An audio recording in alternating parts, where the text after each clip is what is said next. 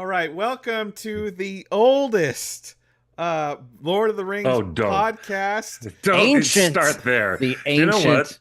ancient. When they called Treebeard eldest and the elves gave Treebeard that, title, it was an honor. It was an honor to be the eldest, okay? Just remember, it was a high honor to That's be right. the eldest living thing. Thank you. And that's why he calls Said himself Quick Beam after the said the Ents. guy Folks, that is like Clifford this. Broadway, writer, producer of Ringers, Lord of the Fans, and a long Oh my time gosh. contributor to Lord of the Rings, who is co-published with theonering.net several books, including The People's Guide to J.R.R. Tolkien, and just a wonderful person, and that you should give him a follow at QuickBeam2000 on all the socials. And right You're below very me kind. is our You're very kind. special guest.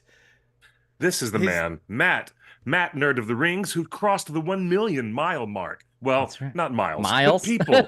What miles? Yes. Subscribers. There you go. The 1 million subscriber mark with his amazing YouTube channel that has the best lore videos and the most clarified, crystallized information that is just so compact and edible and delicious. He makes the good stuff on YouTube and also has been recently traveling across the globe to the real Middle Earth in New Zealand. And he's got quite a tale to tell after he right. returns, as Gandalf would say. And it's so good to have you guys here on Torn Tuesday. And Justin, right over there, that guy, that's Justin Sewell. He is the producer, the secret man behind the curtain, pulling all the little buttons and whistle stops and things that make the chitty chitty bang bang a wonderful vehicle to drive in. He's the guy pushing the buttons. Welcome to our show, everybody. Welcome to Torn Tuesday once again, our weekly little deposit of Tolkien knowledge, analysis, gossip, news, and information from theonering.net. And welcome, everybody. All the live chatters are with us. It's an event. We have a lot to talk about today, gentlemen. Do we not? Do we not? We do. We have and this amazing footage that you just released, Matt, Nerd of the Rings. What? You talked to Philippa Boyens and who else? Wonderful surprises that just appeared earlier today. Can I congratulate you, sir, on that great interview? Thank you. What a get. That was what you call in the business fun. A get. That was a lot of fun. Yeah, Philippa's definitely been one of those people, as I started doing interviews on the channel. I get a lot of people asking me about Peter Jackson, of course, but Philippa's been very high on my list for a while of people I just wanted to, chat Tolkien with. So to be able to do that was just a huge thrill for me. And then, it was kind of a surprise add-on, at the last minute. Philippa was like, hey, do you want to bring in the screenwriters as well of Rohirrim, and we'll talk more Rohirrim.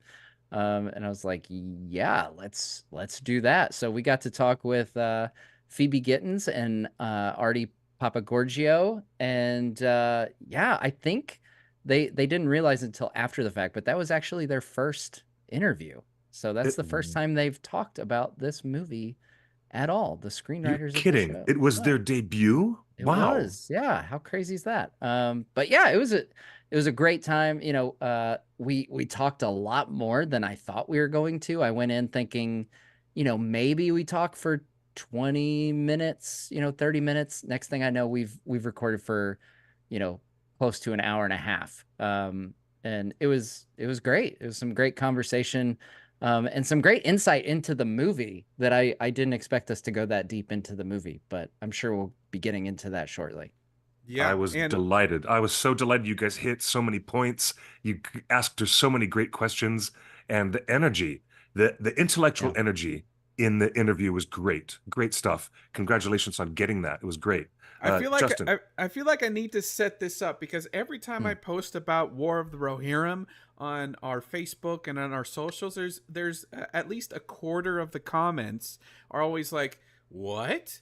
What? There's a new movie coming out? A new Lord of the Rings? What do you mean it's a cartoon anime?" So let me just give it's kind of flown under the radar a bit. Yeah.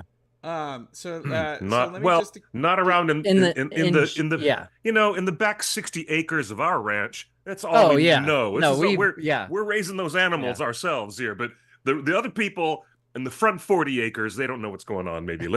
You're right, Justin. Let us set up a little bit of context, because context is king. Go ahead, Justin. Tell the people all about it.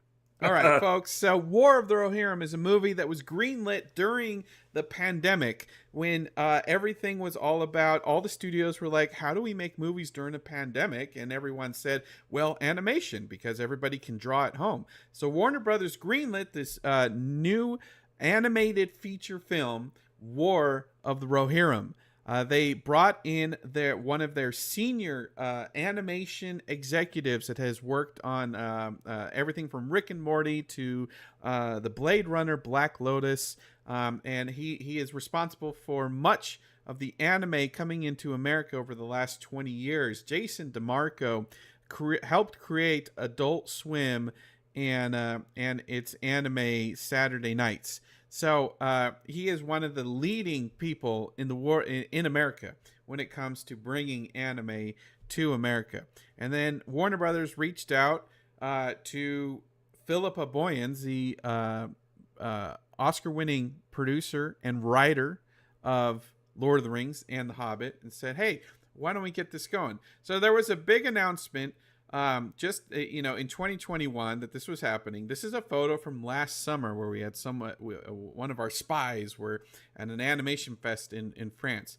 And originally, the writers and showrunners of the Dark Crystal Age of Resistance were going to write this. And there were some comments on Facebook Emmy winning today. Emmy winning. And so they still have a credit on the movie. But on this interview that the One Ring did back early last year, in France, Philippa talked about a need for a level of realism to bridge the gap between live action and animation. They wanted to tell a complete story that was separate from either of the Rings trilogies or the Hobbit trilogy, and a story without the direct influence of the Ring or the shadow of Sauron. So they wanted to make a movie that had nothing to do with the Ring or Sauron. And they were trying to find a story in Middle-earth that fit with anime culturally. So this started off as an idea from the studio saying, let's make an animated film because that's what we can do in pandemic. And then they're like, well, we're really good at making anime and producing anime, so let's go there. So they kind of approached this whole project coming from that perspective first. They hired Kenji Kamiyama, a famous anime director, and he's also a writer. And so Philippa found it was an easy collaboration. He's really good at keeping the story together, understanding place and scale, and keeping Philippa on track when she went down rabbit holes. The writing process, here we reported last year, the writing process began with Will Matthews and Jeffrey Addis from The Dark Crystal, who have comedy chops, but were not versed in the lore of Middle-earth. Philippa did not want to write it herself. She said, I felt too old, honestly. And that's where the studio said, well, who would you have write this? Because these guys don't know enough Lord of the Rings to write a Lord of the Rings movie. So Philippa mentioned her daughter Phoebe and her daughter's partner Arty. And that's who we're going to talk about today. And that's who Matt introduced to the world. Phoebe literally grew up on the sets as the daughter of the producer, and most importantly, she understands the rhythms of Tolkien's language. Kenji Kamiyama was so excited to have a young female writer on board. Phoebe's got a couple cameos, by the way, in the films. She goes from cute. We were laughing about this a little bit off camera. I said, if you look on IMDb, your credits are cute hobbit child and prancing pony wench. I was like, that's quite, I don't know if that's like the aspirational route of of folks in Middle Earth to go from cute hobbit kid to prancing pony wench. But well, hey, voiceover actors do get some of the weirdest credits and names on their resumes after they do all these weird roles. You never know when you're getting into voice acting. How delightful to have this exchange of the the handing of the torch to a younger writer who has this energy and exposure to the world of Middle Earth and Tolkien, and just to have such a great opportunity. I'm excited that they were able to give you any access, Matt. This is so cool that you were able to circumvent one of the largest studios in the world, one of the most imposing. But I mean, like I was, climbing fences and stuff. No, not really. But I mean, if anybody wants to go through the studio and how weird they are about not letting you have access to interview people, I'm still waiting to do an interview with certain people at Prime Video, and we can't get access to them. But you did it. You actually got access and got the chance to talk to them. Brothers. Yeah, there's a couple of people on our Warner Brothers list that we haven't gotten to talk to. But Philippa has always been a friend of fans and a friend of the OneRing.net. Of course, she has supported the OneRing.net over the years and participated in several of our Comic-Con panels. And, she came to all of our Oscar parties when we were throwing those. So she's been a wonderful fan. And Matt, my first question is, did you feel that warmth from such a high-level Hollywood power player? Is Philippa still approachable? Oh gosh, yeah. I had someone in my comments today asking, do you get starstruck? Talking to people, and I tell people, I like to think that I don't, for the most part, and I kind of lucked into it because I was doing all my interviews on the channel for a long time virtually, and it kind of kept this disconnect. Like the only time in my life that I feel like I've been starstruck is when I met Ryne Sandberg. For baseball fans, that's a famous Chicago Cubs player, my favorite player since I was a little kid.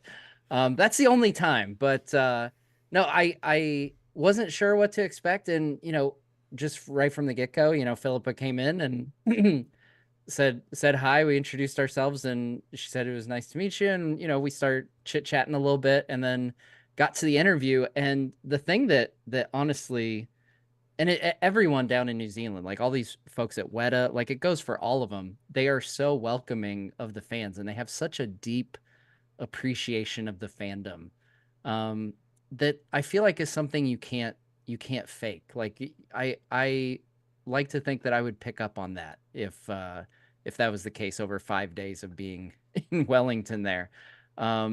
But yeah, there's just such a love of the fandom, and I didn't get the sense at all like, oh, this is like a rock star coming in. You've got this amount of time.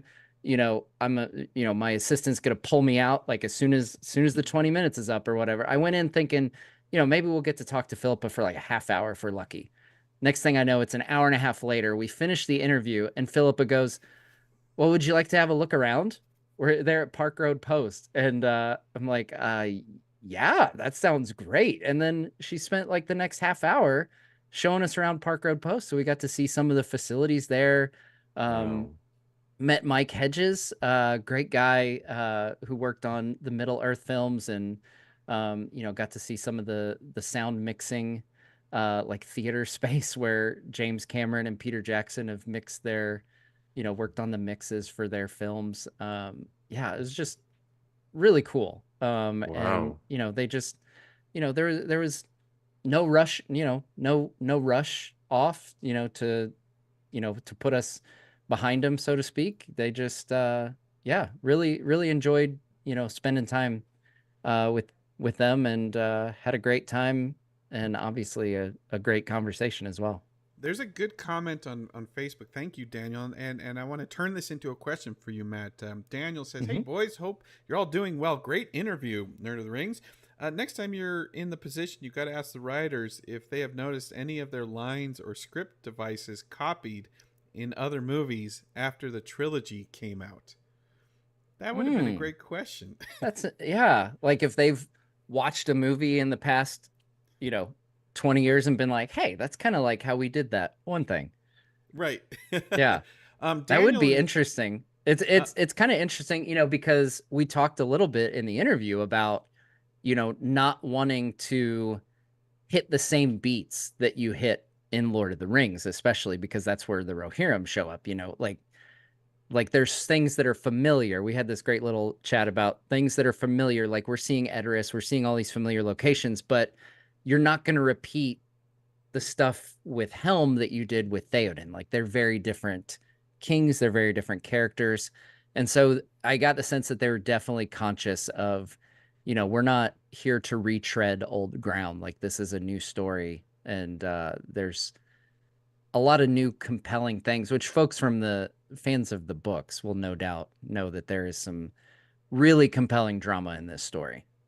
Yeah, but don't you think Star Wars did it well with the you know, the Force Awakens? It was, you know, nothing but callbacks in that.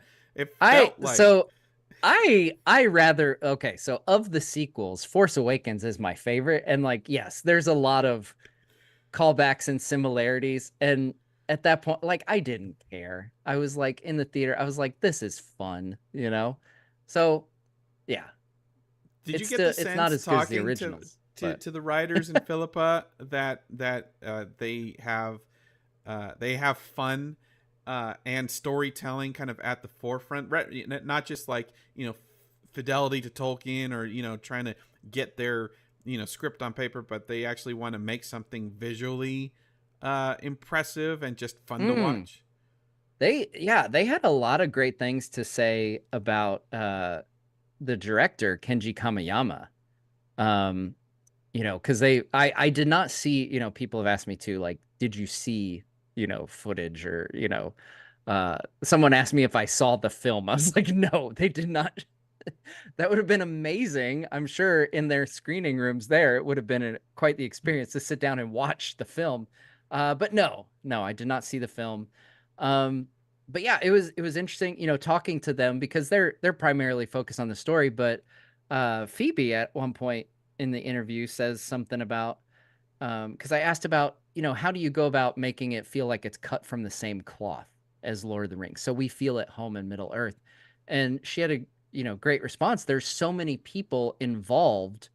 You know, you got Stephen Gallagher doing the composing, who is the music editor on The Hobbit. You've got Mike Hedges again involved. Daniel Faulkner has been involved. Richard Taylor, Alan Lee, John Howe, like Philippa. There's so many people that are there to help maintain that consistency. And then, you know, they work with, obviously, you know, there's a big team involved, and Kenji Kamiyama is the director, and so they're working on you know, they've got the element of, okay, this is going to feel like Middle Earth. How do we translate Middle Earth to anime, make it feel true to anime? And they talked a bit about, you know, making it feel true to that storytelling device and Japanese anime and everything. I loved when Philippa name dropped Kurosawa, because I love Kurosawa movies. So you know, just get that name getting a mention. I was like, I always like when I hear Kurosawa. Yeah, I think yeah. I can't. Oh, it's not on your Facebook anymore. You had a video up that had that clip of. Oh, that's on it's on my Instagram. Of listing all the folks that are still there, or that are returning. Yeah, and well, we saw Daniel while we were down there as well. Always fun. I have an interview forthcoming with Daniel, so we have that. Daniel Faulkner. That's lovely. You've got so much content coming up over the next several weeks. Yeah, we did an interview with that. We've got some interviews. So to give you guys a taste, we've got an interview with Daniel Faulkner. We talk a lot about collectibles. We get to see inside the kind of the conference room at Weta Workshop, where they have pretty much one of every collectible that they've ever made. It's chock full of statues. It's also got their Oscars in there and their awards. So we got a little tour of that with Daniel. We got to sit down with Richard Taylor for about half hour, 45 minutes, something like that, with a variety of topics with Richard. We talked to Daniel Reeve, who is the calligrapher for all 6 films, which was a fascinating conversation and some behind the scenes stuff that you don't even get a hint of, or you might get hints of, but you don't get a full appreciation for even in the appendices. With Daniel. But then we went to all the filming locations, and we went to Hobbiton. Hobbiton will be its own ginormous video because we took so much great footage there. Well, that's great. I hope you keep cool. publishing on Tuesday so we have things to talk about on Torn Tuesday. I'll hook you up with topics. Yes, of course. The chat room is buzzing because a long-expected soundscape is in the chat room, and several other people are asking, what about the music? Well, I was going to save this for the end of the show, but since you guys want to talk about music right now, let me give you the breaking news, folks. Breaking news here. Not that clip. Hold on. Let me bring this up. Here we go. Stephen Gallagher. We exclusively reported that Stephen Gallagher, the music editor for the Hobbit trilogy, is officially the composer. He is the official music and music guy for War of the Rohirrim. He is on Instagram, and he followed us back, and he has been posting all weekend because, folks, as of yesterday, they are officially recording the soundtrack to War of the Rohirrim. And these are all photos from the studio. I mean, this is the opposite of totally secret. Like, he's just spilling the beans here, to the point where if you look on the left, I love he's got the Eowyn mini epic as well. Oh yeah, he does. Workshop. Yes. But on the left there on his Instagram page there's actual sheet music. Score Real? sheet. Actual sheet music with the instrument call outs on the left side of I'm not logged in. On the left side, if you're on Instagram, you can see the instrument call outs. That is super cool. And our Discord, the One Ring Discord, which I tell you guys to join every week, we have musicians happen to be in the Discord when he posted that and happen to have the same instruments that are listed. And so I'm about to play you a 30-second clip. This is the first original music from one instrument for War of the Rohirrim. This is a Torn Tuesday exclusive. Let's play the music.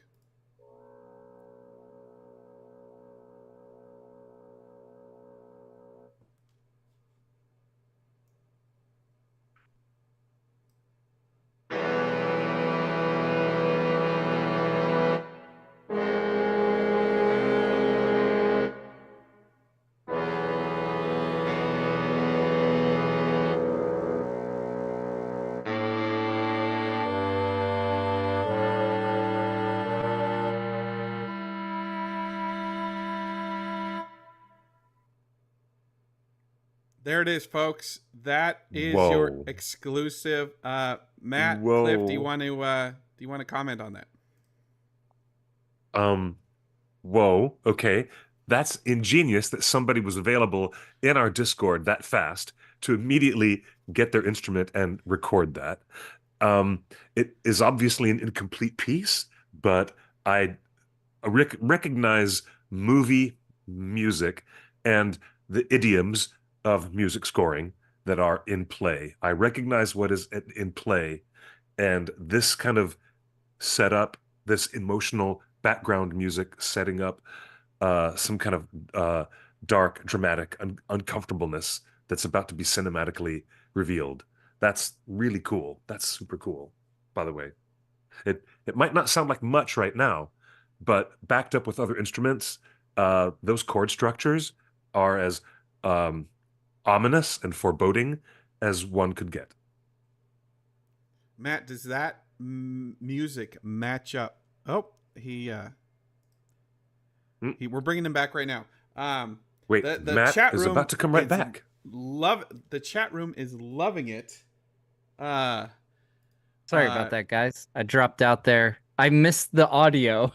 You missed the audio. Should we play it again? Do you want to hear it again? Let's play it again. Please All play right, let's play it again, folks. Again, okay. This is exclusive Stephen Gallagher music. This is who you want to find on Instagram. Stephen Gallagher Music. He is officially the Emmy award-winning music editor and composer now for War of the Rohirrim. You can see the that right on his Instagram, and he posted sheet music there, which our Discord has played. And here we go. Again, we're going to play it one more time. Here's exclusive preview of the sheet music being performed by One Ring Discord fans.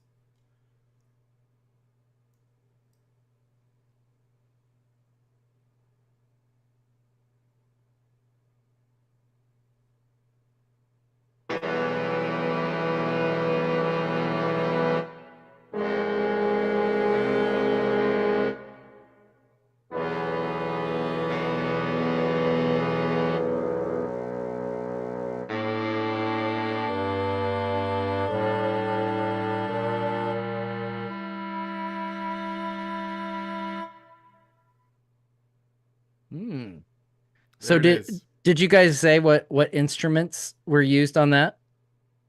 I did not, because those are for particular instruments, right? Yeah, those are for bass. That's like part of he's doing a bunch of wind instruments recordings this week. Very cool. Anonymous girl in the chat room says, "I like it so far." That seems, Matt. My question to you is: this music clip, all 10 notes of it, seems dark and ominous and foreboding. Is that the vibe you got talking to the writers of what this movie is going to be like?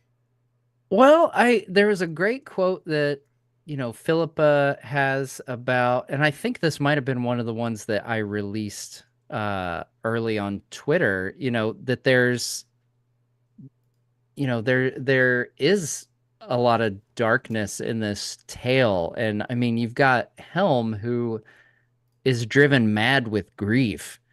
But you've also, the Rohirrim, they're resilient still. Like, there's still elements of the Rohirrim. The things that we love about them from Lord of the Rings, you still see that pop up in this tale, I get the feeling.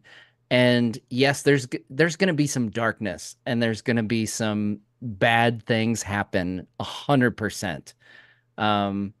But I think at the end, by the end of the film, I think there will be a note of resilience, by the time that story resolves. Do you know how intrigued I was with the turn in conversation that you had with the three of them when they started talking about the dark places where it goes for Wolf?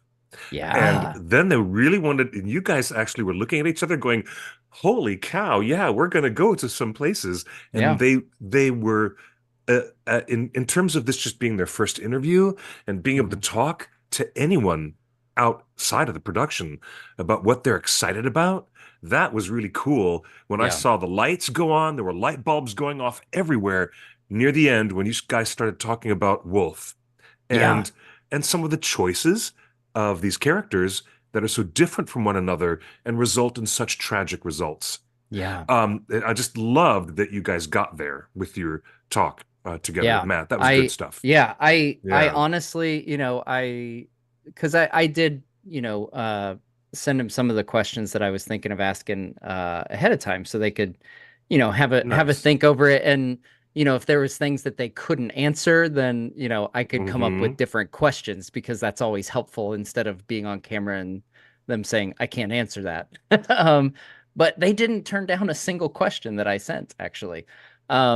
Including what I was kind of surprised by was like, hey, I'd love to go through kind of the, 5 main characters of this tale, and have you guys give us a little teaser for each of them. And they were totally game for it. But you can tell that they're fired up. They're excited about Wolf's tale, who becomes the main antagonist of this. And there's, again, this is all in the interview, but they talk about, we kind of made the connection there as we were talking, that both Hera and Wolf are, children who are kind of put in these pretty bad situations by their fathers. You know, Yes. like the ramifications that come of Helm's actions and reactions to Freka, and then, you know, what Freka does to get Wolf in the situation he's in, where he is thrust into the leadership of, you know, a conflict. Yeah, it's just a very interesting parallel in my mind. And in the interview, I brought up, you know, how we see Denethor and Theoden in The Lord of the Rings, how they're two fathers who experience very similar situations. They both lose a son. They're both, you know, finding themselves ruling a kingdom in what could be its final days, but they react so differently to it. And there's so much interest there between those two characters that I've always loved from both books and films. And I think we might be getting something in a similar vein here. Just me kind of like reading between the lines and reading into the potential story elements at play. Well, let's play a clip right now because the chat room. Yeah, let's. That's a great idea. I hope the chat room has had a chance to watch it, but we'll play some clips here. Here is a question about characters that we will or won't see. I have a hunch of what the answer will be, but I'm going to ask it anyway. Is there any chance that we might see other familiar characters pop up? I don't know.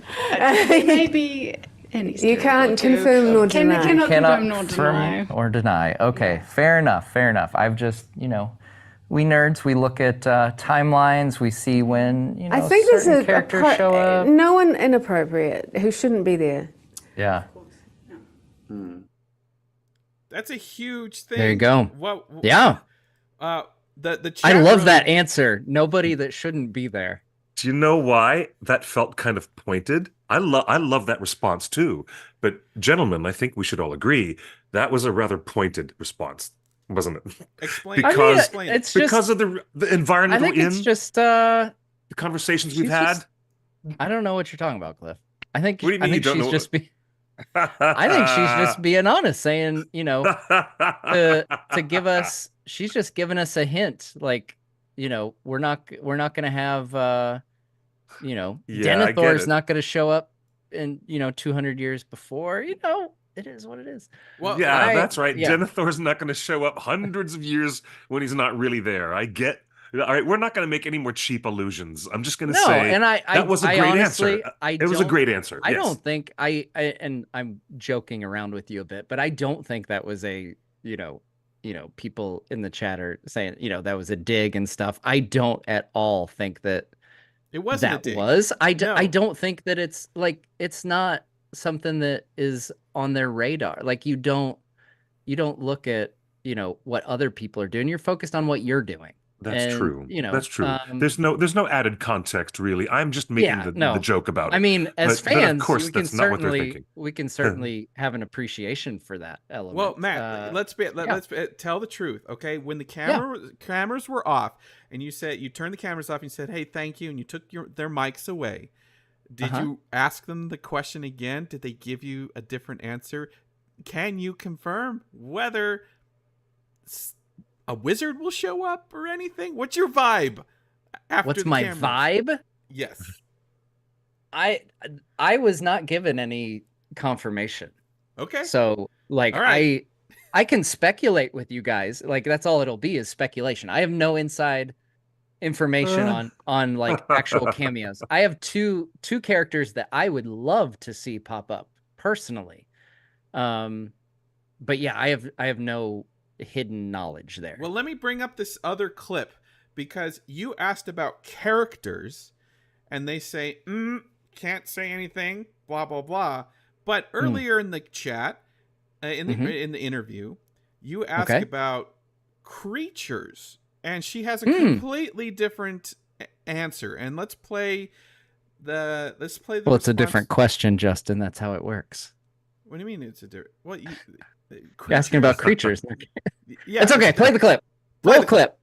Go, there's a hint. That's it. Let's see if anyone gets what I'm meaning. Yes. Because there are other types of dragons And out there. there are wars involving dragons. Yes, or not necessarily wars involving dragons. There are other types of worms. Ah, okay. All right. I'm catching what you're throwing. Yeah. You reckon? I think so. Okay. Anyway, I've always thought that's interesting, and actually not outside of the world or the precursors to the Rohirrim. Yeah. Mm. Also, yeah, I've always thought that was an interesting story. Yeah. I also think, and also very Tolkien. Yes. Yeah. I also think an interesting one, you know, putting my cinematic brain on would be the war in the north and seeing Erebor, you know, during the climax of War of the Ring. But I don't know, maybe there's been tread on that ground a little bit, but I think that could be interesting too. It was very bright. So there you go. A little beyond there. Yeah. Yeah, so we should circle back to potential characters. You know, we can cover this part first, but we should, in the chat, they're bringing up characters that could turn up, so we should theorize on that a little bit. So real quick, do you think they're actually gonna put a freaking dragon or a worm? No. So this part of the interview, I'm actually asking her. I was trying to be very sneaky here, and I, you know, instead of this is tricks of the trade. I am no expert when it comes to interviewing. In case there was any doubt in your mind watching me interview someone, I don't know what I'm doing. I'm just asking questions. But this is me trying to be coy, and instead of being like, so what other Middle-earth films do you think they would, you know, that Warner Brothers should make? Instead, I say, Philippa, you're a big Tolkien fan. Are there other stories from the appendices that you think would make compelling films? You know, try to come from that angle, maybe get her to say a little bit more. But that's when we are talking about potential other stories. And it sounded like she was mentioning things that could be in this movie. Another part. So another part of the interview, Phoebe actually mentions that we don't know what creatures could be lurking behind Helm's Deep or around Helm's Deep. So that's some we could give some theories. That's about all there is to that comment. I don't know if it's worth finding. Cliff, can you help me out? The chat room keeps talking about a character that's mentioned in the appendices, which they have the rights to, called Scatha the Worm. Scatha. Scatha, which is probably the wrong way to say it. Scatha. I've heard all said it a different way. Scatha is much more what it would be. Yes. Yeah. Well, you know, I was just going to talk for a minute without interjecting too much about the cold drakes. And, you know, that was a great way that you questioned Philippa. And Matt, I take my hat off to your journalistic skills, that you were trying to literally say, Philippa, what would you like to see manifest in these stories right off the pages of Tolkien? And she was there for it. And she was like, I want to talk about cold drakes without saying the words cold drakes, right? That's exactly she also, right before that, when I first brought up the question, she was like, well, what do you want to see? And like, she turned it around on me so that, you know, I could bring up topics and then she could talk about that. Like it was this nice little friendly chess match, I will say. But doesn't the story of Helm Hammerhand and War of the Rohirrim take place during the winter? Isn't this a hint that this winter-based movie that actually is coming out at Christmas time may feature an ice drake? So Cold here's drakes. the thing. Cold drake, Justin, like I'm Cliff knows this, but I'll explain it for Justin. Please, yes, tell him. Tell the lad. This is not a like ice breathing dragon situation. Cold drake just means they do not breathe fire. Right. That's all it is. Exactly. So for all intents and purposes, it is a regular dragon. It just does not breathe fire. I think what the chat is dead on. She's talking about Scatha and Fram, which Fram Yep. is one of the ancestors of the Rohirrim. So this would be hundreds of years before the time of Helm, when they live up in the north of the Vales of Anduin, and Fram takes on Skatha the dragon. Yeah, I don't know. I spoiler alert for, super old books, but yeah, Fram slays a dragon single-handedly. Yep. And I think it could be a pretty cool Guess tale. what? It's connected to Meriadoc Brandybuck and his friendship with Éowyn, because it's in the story of the novel. Peter Jackson didn't show this, but after the War of the Ring, after the destruction of the ring, and after the war was over, before they parted company, the lady Éowyn gave Meriadoc Brandybuck a very special gift, and it was a horn of the Mark that allegedly actually came from Skatha's dragon horde. Yep. From that story. And I'm still saying the name wrong. Skatha? How do you say Skatha. it? Skatha's how I've There you always go. said Wait, it. to that, Right. what you just said, could Meriadoc Brandybuck appear in this movie? No. Who knows?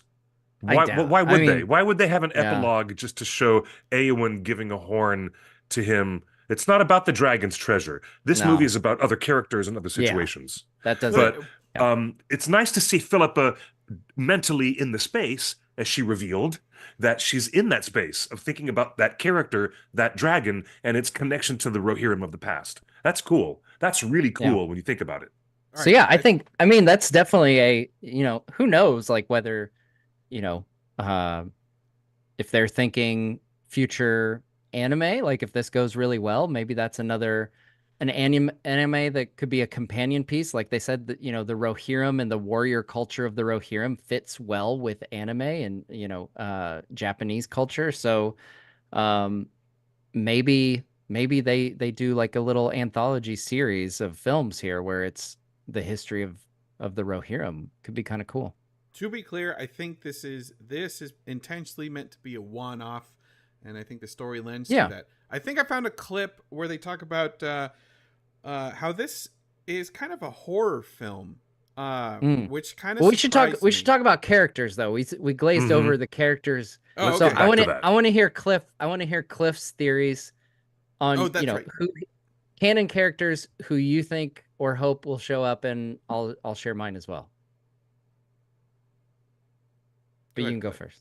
Oh, you want me to go? I thought you were going to play their. No, because we already did it, and we kind of they're very secretive on that aspect, but right. Well, canon characters that have not shown up that could possibly show up in one of the Warner Brothers Discovery. No, in this film. War of the Rohirrim. Just in War of the Rohirrim? Well, I just gave you mine. Meriadoc Brandybuck showing up at the beginning of the movie or the end of the movie. You want Meriadoc and Éowyn in the scene, the prologue and the epilogue together. Is that what you want? Yes, because I want Meriadoc to be depressed that his friends all left for Valinor, and now he's old Meriadoc. He's 20 years older. Pippin is there. Pippin's there, bro. He's right. Fine. So maybe they both come. So maybe they both come. But maybe that's the surprise cameo that we see. No. Okay. So in response to that, because one of mine piggybacks off that, I am hoping that this takes place after the War of the Ring, and that there is someone else there with Éowyn, and it is Faramir and their children, and Éowyn is telling this tale to their children. And like, ooh, I don't even want like a big speaking role, but like I want David Wenham back to like say, even if he just says one line, or even if it's just Faramir, maybe they don't even. It would be nice to have David Wenham back, but even if just Faramir is there, he's a little older. They're both a little older. They've got these little kiddos running around in Ithilien. I love that Éowyn's, idea. Actually, pull up a chair, children. Let me tell you the tale of the War of the Rohirrim. So that would be cool. So another character from the Tolkien canon that would be really cool to show up in this anime somehow, I don't know how they could tie it to the Red Book, but if Éowyn is telling the story, maybe her audience is not her children. Maybe this is well after the War of the Ring and the events are over and Frodo is long gone and the last ship has sailed. The last ship has sailed. But maybe Éowyn is telling the story to Samwise, who's much, much older, or one of Samwise's children who are all there for some little, maybe they're having a dinner or a reunion or a party or something. And maybe these notes are being added to the Red Book somehow, because that's been the one thing as a consistent, what you'd call a filament, an ongoing 6-movie set of 6 movies is all built around that exact same conceit. That in Peter's films, things were being continually written by either Bilbo or Frodo, and at the end of Return of the King, ultimately, the last pages are for you, Sam. And if we stay within universe of New Line Cinema, and those words that Frodo says in voiceover are true, I don't know if it's voiceover or he says it specifically to his face, the last pages are for you. So, and if Éowyn is the bookend, and it's definitely Miranda Otto telling the whole story, if she's telling it to anybody, it might be somebody recording notes for the Red Book. I don't know, maybe. Yeah. And that would mean maybe Samwise or one of his children, maybe. Yeah. I have another one that I think, like, if I had to put money on it, I think it's the most slam dunk. Do you have anybody else before I share this, Cliff? Another person I'd really like to see show up. Yeah. Not that he's elemental in this story at all, but Saruman might have a role to play. Yes. Saruman might have a role to play because we're talking about the men of Dunland, the Dunlendings, and the family running that kingdom of Dunland versus the family running the kingdom of Rohan. And that's all in conflict within this movie, War of the Rohirrim. And who else is such a major player that he influences the men of Dunland to go and make war against Rohan in the War of the Ring? That would be Saruman's job. So I don't know how, but having him be tethered within the story would be super cool, really. Yeah.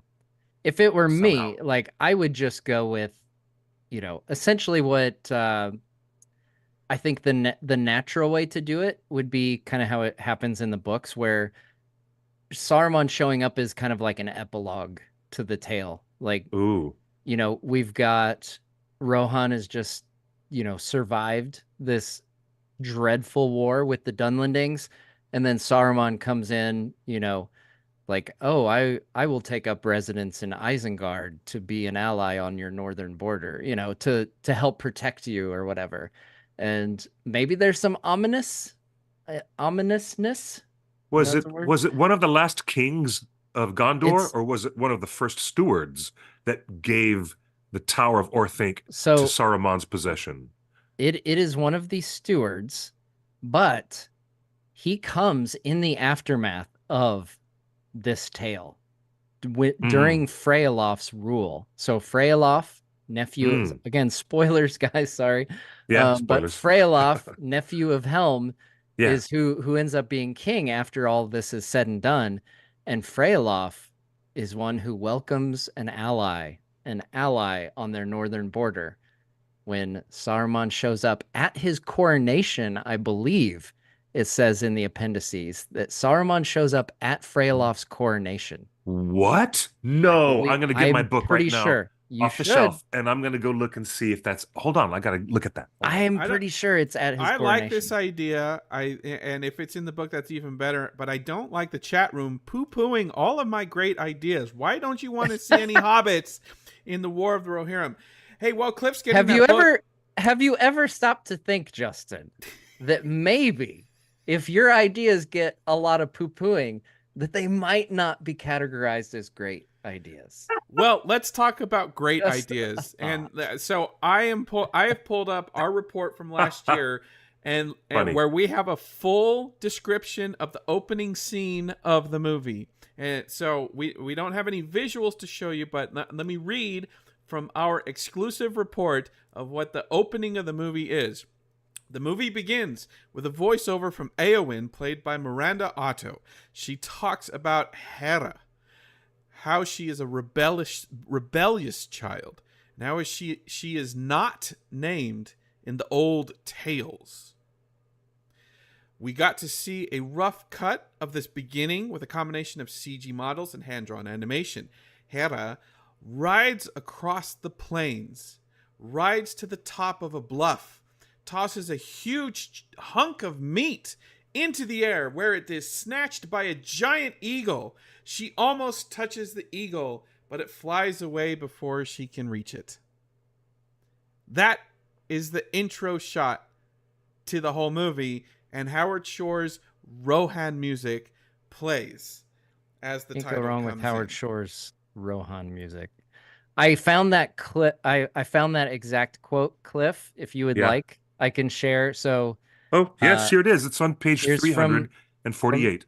Yes. It's on page 348. I just found it. Yeah. Here it is. You got it. Yeah, it says, "It was at the crowning of Freyalaf that Saruman appeared, bringing gifts and speaking great praise of the valor of the Rohirrim. All thought him a welcome guest, soon after he took up his abode in Isengard. For this, Beren, steward of Gondor, gave him leave, for Gondor still claimed Isengard as a fortress of its realm, and not part of Rohan. Beren also gave into Saruman's keeping the keys of Orthanc.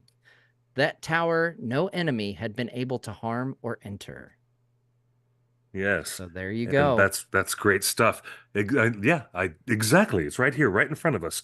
And how interesting, though. And so here's it goes on to say that Freyalaf was glad as Beren to have this so, and to know that Isengard was in the hands of a strong friend, a friend he long seemed. Mm-hmm. And here's a scene description with Freyalaf from the movie. In this scene in Meduseld, which is the Great Hall, where Meduseld is the Great Hall on top of the mountain in Rohan, where a herald talks to Freyalaf about heraldry, and then Hera comes in to explain the Shield Maiden Herald and what it means. She and Freyalaf are cousins, and they have a relationship reminiscent of Éomer and Éowyn. And then Helm comes in, commanding the attention of the room, and sits at the throne. So, in this scene, Hera is explaining Shield Maiden heraldry, and Freyalaf is debating heraldry as well. So, these are all characters. These are all the main characters of the movie that make fascinating rhyming callbacks to the Lord of the Rings movies, but their own thing. Yeah. And I think I'm not sure if this is the exact scene. I think it's the scene. I don't know if this is the same throne scene, but Arty, in particular, during the interview, was talking about a scene that he had worked a lot on where Helm enters the throne room, and I think it might be when things start to go down, so to speak, between Freka. You've got Wolf, you've got Haleth and Hama, the sons of Helm. You've got Freyalaf, you've got Hera. All the main players are part of this scene. So like they talked about working on that scene for a long time.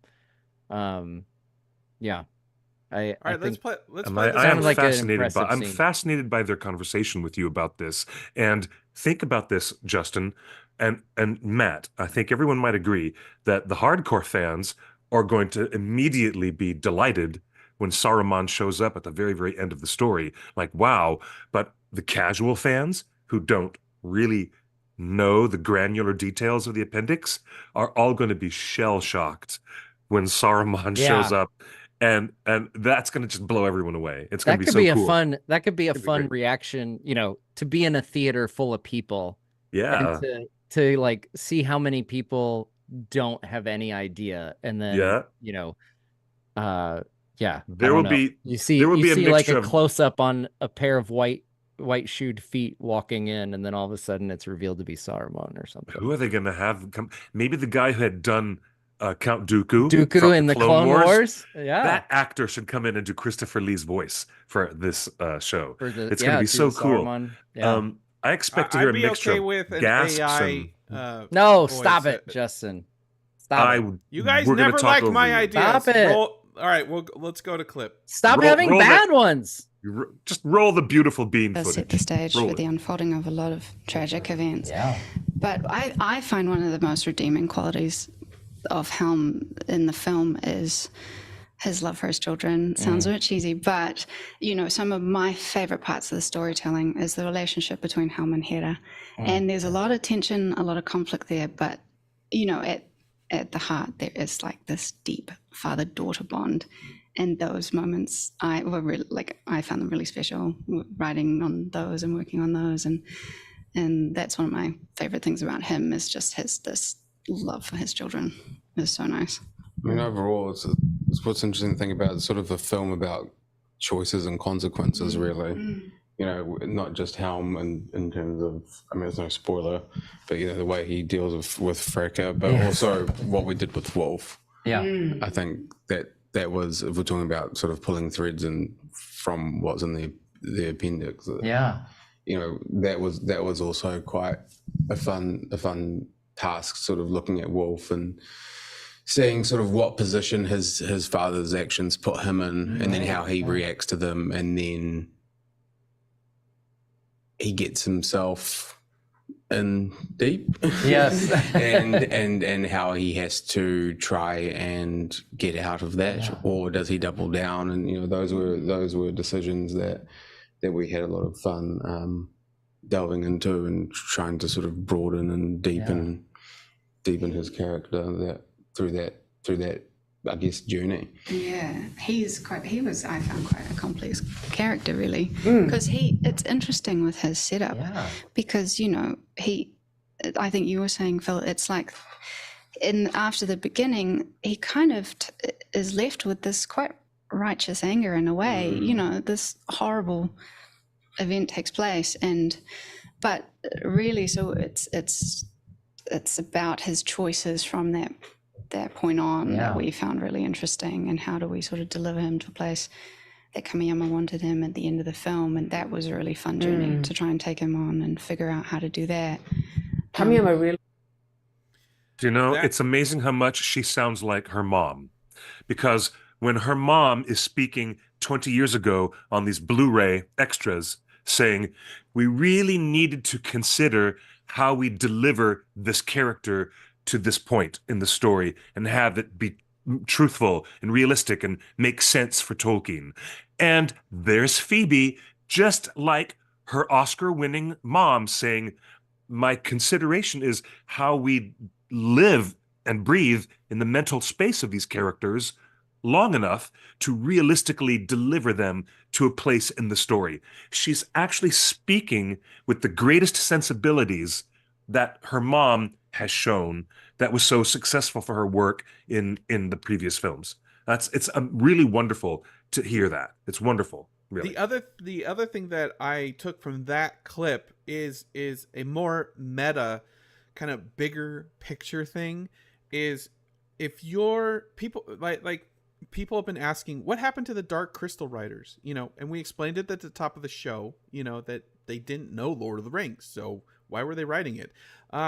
But if this movie is centered on Wolf and Hera, and their relationship with their fathers, and this huge legacy, Helm Hammerhand, a legend in his own time, and how does his children find their place in the world under this giant legacy?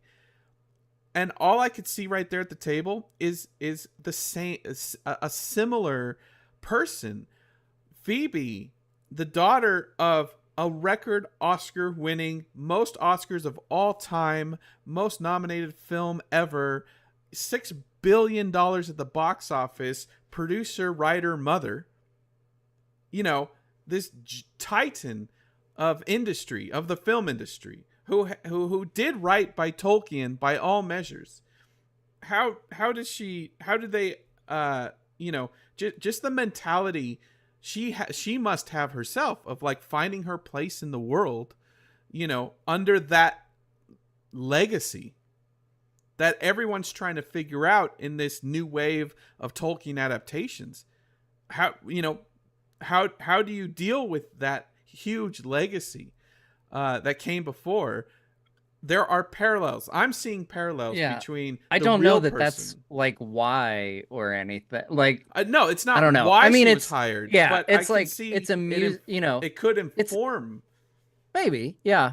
I mean, it's yeah. Or maybe I'm wrong on this, like I'm wrong on everything else. I mean, if we go with the pure numbers, then that's the smart money, right? Yeah. I mean, I don't think that's why, you know, like to draw from personal experience. And I don't get the sense that, you know, I didn't get any indication like, oh, this, you know, Hera's like me and I'm like writing myself in the like. No, she never says not at all. No. Like, and I don't get. There's no like, self-insert. I don't think. Yeah, I don't think that's, you know, that strong of a connection or anything. I think. Yeah, I do think there's echoes, you know, like we said, from what we see in, you know, you mentioned people got vibes of Éomer and Éowyn in Freylof and Hera. I think you'll get maybe some similar vibes between Hera and Helm that we got with Éowyn and Theoden.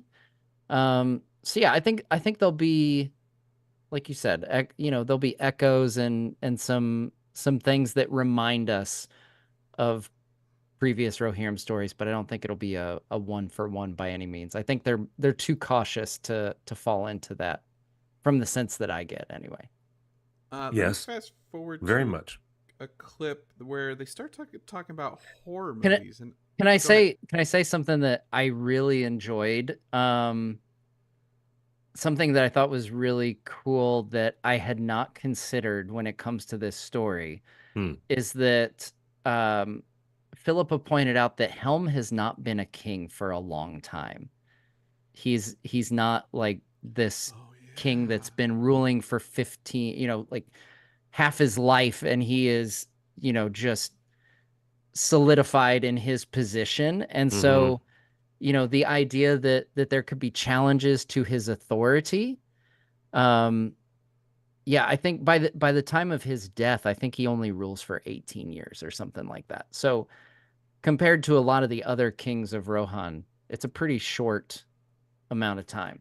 Right, so I think they're pulling on an interesting thread there. They're pulling on an interesting thread there where, you know, that there could be part of this could be challenges to his rule, you know, in a time where he's still a relatively new king. Yep. All right, here we go. Let's roll clip. A king for a long time. Yeah. People forget that in the storytelling. Let's go back a bit. He actually told me people would leave the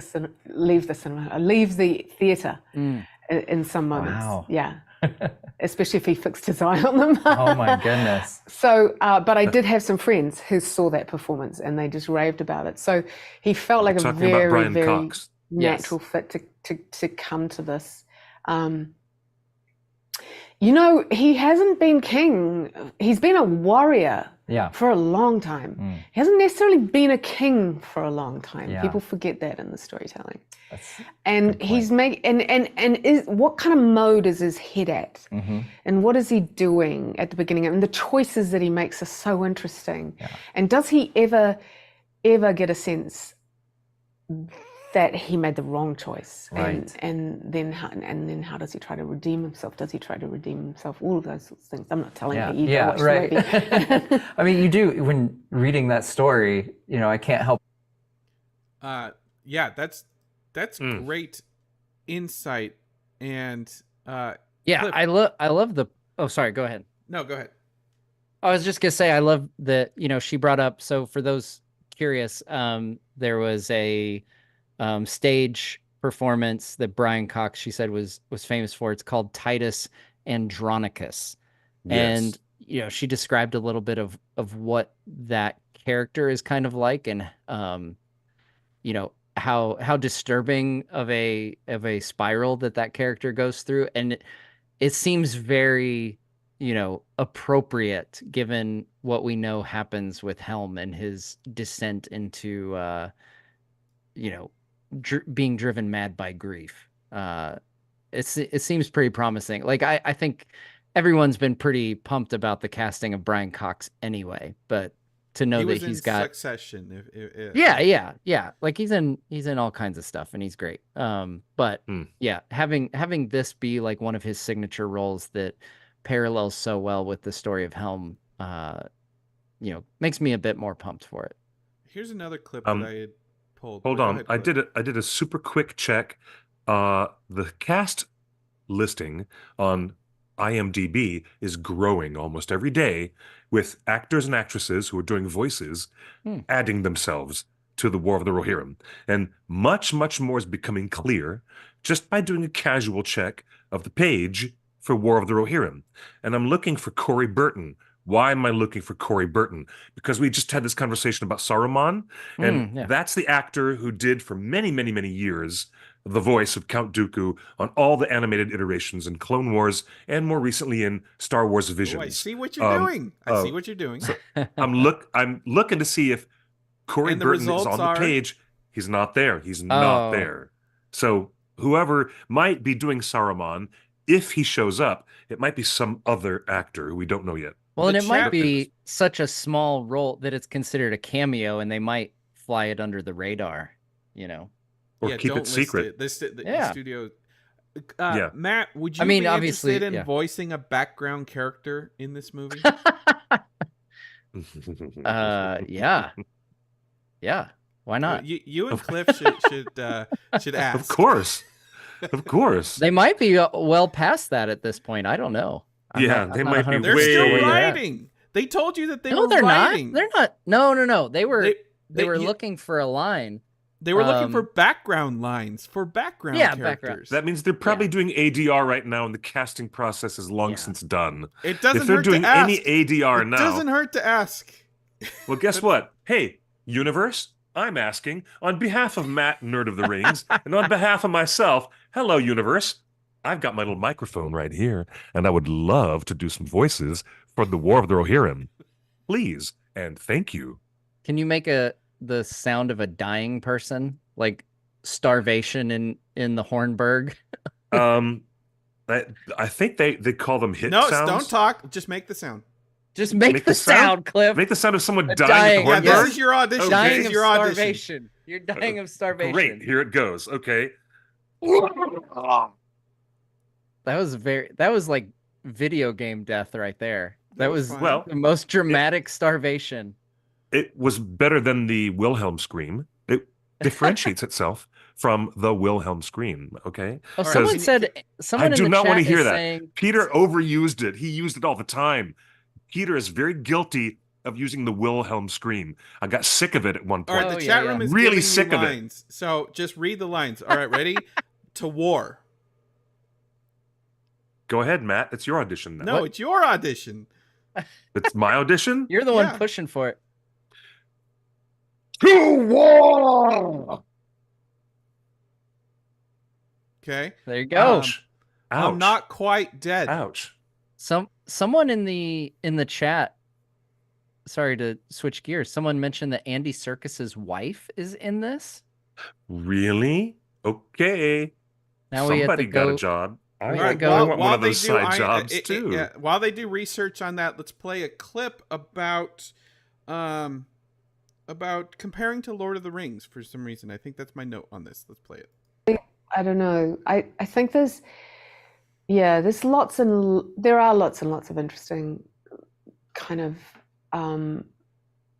stories in there. I just think it's about shaping, like one of the things that the War of the Rohirrim doesn't do is it doesn't try to slot itself into the live action movies. Yes, yeah. And I think, I'm not saying that there's no resonance there. Eowyn is narrating this. It's going to feel hopefully very familiar on certain levels, but But it stands on its own. It stands on its own, which I think has a lot of value at the moment. I think in terms of revisiting the world, because there is still story to be told within the tale of the War of the Ring. Yeah. Which is what you're talking about. A little bit, yeah. Yeah, so I think and that's a different beast to me. That's a different type of film. Absolutely. All right. There you go. Yeah. That it's a standalone film.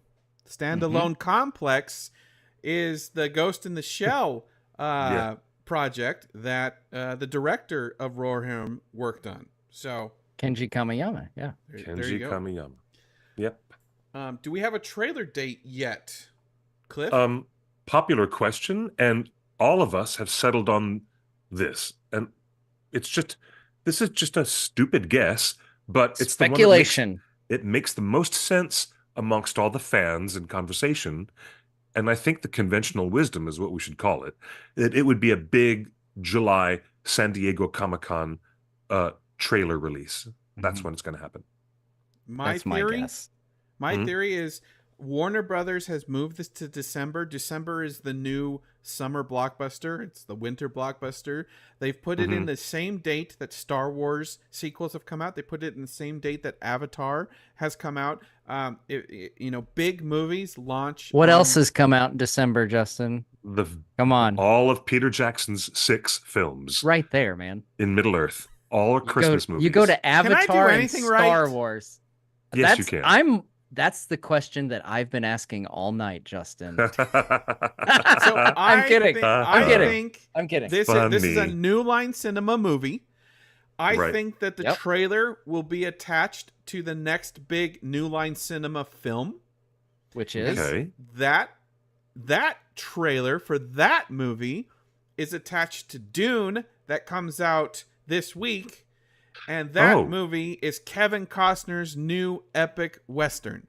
I believe that we're going to have the Rohan trailer, which is about a horse society, attached to the Western of Kevin Costner.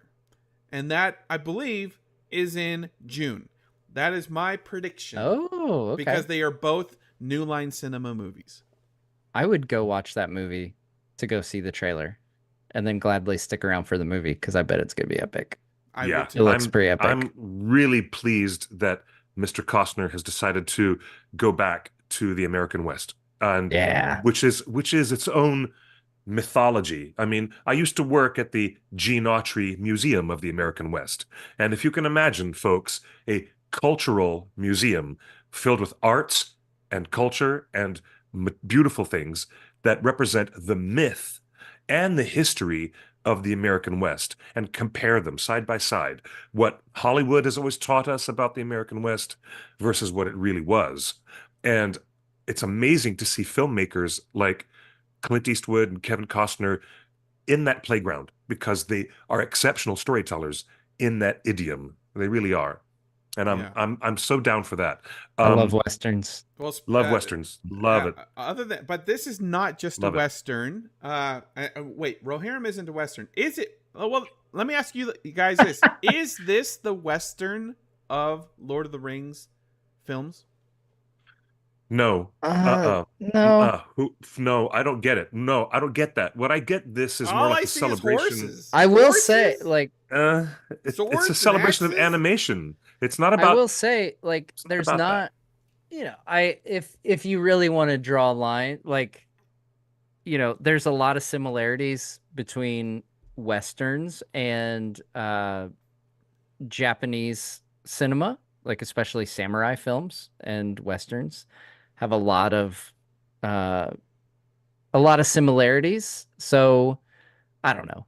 You could maybe draw a line there, but I don't think it's like this huge thing. I think what you said was like they both have horses, I'm a simple man. Because they both have horses. So yeah. But before I answer this wonderful, wonderful question in the chat from Otaku Senpai, I want to say literally what I've wanted to say this entire show, and that is what this movie represents is not Lord of the Rings trying to occupy the space of the great American Western done as if it were a big fantasy film. That's my question. What this really, I get it, but this film is bringing the entire concept of adapting Tolkien back into the hands of the original artists that did it in the 70s, and that's the animators. Japanese animators, specifically, not American animators. Japanese animation team are the wonderful artists that gave us the earliest visions of The Hobbit, working with the Manhattan-based offices of Arthur Rankin Jr. and Jules Bass. So it's like those top craft not the actual same people, though. We should not the exact, like, but no, because that was no, like not 50 the years exact ago. Same animators, no, not the same individuals, but yes, we're now back in the creative space. Yeah, where J.R.R. Tolkien is not being done with live horses or live action actors or any CG. This is in the illustrator's hands. This is now given over to the eyes, the highly developed storytelling senses of Japanese animators who did it so beautifully so many decades ago, and now they get the chance to apply their craft again to what is a uniquely European-centric, a Eurocentric storyteller like Tolkien is now again getting the Japanese animation treatment. That's what is so cool about this. To me, in terms of film history and animation history, it comes back full circle in a much bigger context to me. And that's really, when you're looking at film history, Peter Jackson is not the first person as a filmmaker to have made a film adaptation of J.R.R. Tolkien, you know? So it's the animators you got to look at. Are you concerned, either of you, that really they amazed have not released any images of what the movie and the characters actually look like? No, I mean, they've released some concept art that give us a bit of the feel of it. I mean, we got the Alan Lee and John House this stuff. Concept art. It's not actually from the movie. We got but I mean, a lot of times that gives you a sense. You know, it's completely. Our Justin said that the artwork that we've seen do not represent what the final movie looks like, and we have a description from our spy that saw the opening scene. And so the design of Hera is very 90s anime girl. Kind of reminds me of a Rankin Bass Eowyn, but drawn in the 90s anime girl style. Tall, thin legs. She has red hair in a messy braid, leather armor, and a sword. We also see designs of her in a formal dress. They describe her as vulnerable and wild, a tomboy-type character. She has a growth in the film, maybe tied to needing to lead her people in a time of chaos. Philippa loves that her hair is never perfect. Okay, what you're talking about specifically, Justin, is character design.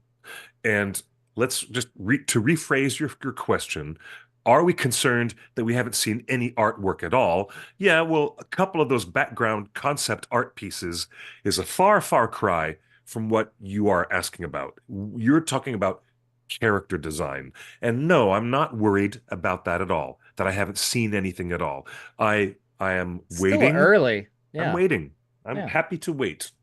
But what's exciting to me is that the technical craft involved is back in the hands of the animators. And what's different, and Roger Ebert, the great American film critic, Pulitzer Prize winner, was a famous champion of animation for adults, for other purposes than babysitting your children on a Saturday morning. He was an advocate of filmmakers as much as nowadays Guillermo del Toro is a very vocal advocate of the power of that medium and what animated storytelling is capable of doing for adult-centric stories and more mature stories. And since, I'm just going to get on that bandwagon for 1 second and say that, it's exciting to me as a fan of Tolkien, as just to see it now come back into this world where these craftspeople, these animators, and their profound sense of scope, perspective, building tension between scenes, it's all in their hands. Nothing's going to be shot on film. This is, except for maybe a lot of interesting photo references for movement of people, battle scenes, horses. But we're talking about the animators being responsible for visualizing a world from scratch. And I'm really down for that art form. And I'm like Del Toro and Ebert, I'm a constant champion for what animation can do and how it can push boundaries of storytelling. This is exciting for me. For that big reason, I'm so stoked to just wait and see what character designs we get and how this is revealed to us. I'm just happy to wait, but I'm eager I think we have for a more. clip of Philippa talking about some animation influences, and let's roll clip. You know, which is inspiring, always inspiring. And it speaks very much, I think it aligns very much with, you know, the great filmic tradition that carries through in with Japanese filmmakers like Kurosawa, etc. And Miyazaki's films is small things, these little details, things that can grow, but also how when you're not paying attention, there's other levels going on in the world. You know, I love the way in which always atmosphere fills out any piece of storytelling.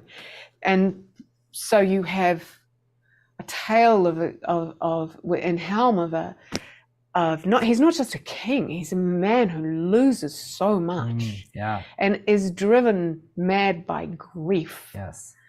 You know, that's a powerful piece of storytelling. And then you go deeper and deeper into the story, and then you've got, okay, but he has these sons. They're interesting characters, but he also has this unnamed daughter. What the hell?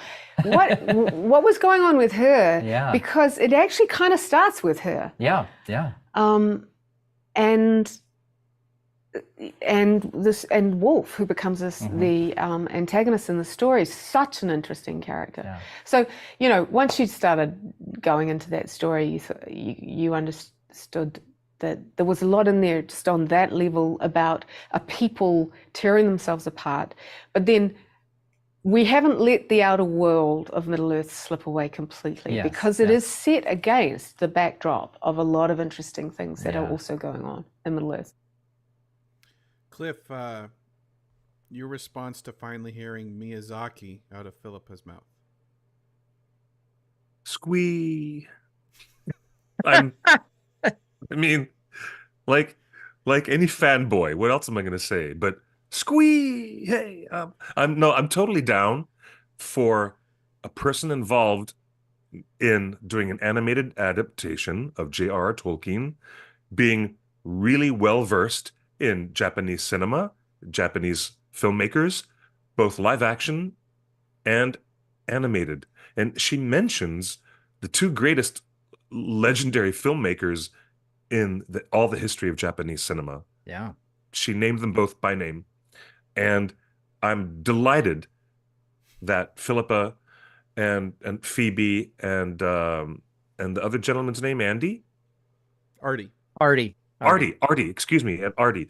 It's just, this is really cool to learn that their headspace is so fully informed. And they have so much like film history and storytelling knowledge shared between those brains that they can work on this now together. It's very encouraging. It's really cool. I will say I also enjoy, just as you know, in cinema trends, as I've followed, you know, films that I'm a fan of, I'm always like, one of my pet peeves is when people like compare their thing that they're working on. It's like, what was it like that Bright movie with Will Smith where the guy was like, I think this is my Star Wars, you know? And like, it always drives me crazy when people do that, because I'm like, there's no way. Like, it's almost a red flag. But I love that, you know, she's not saying like, oh, we're doing this like Kurosawa or whatever. They're talking about the tradition of Japanese cinema. Like, they're talking about, you know, things beyond like the story. They're not out to like copy or like comparing their work to these great artists. They're talking about, you know, what they can learn from the tradition. I feel like there's a difference in mindset there that she's talking about the atmosphere that Miyazaki films just have on the periphery of the frame.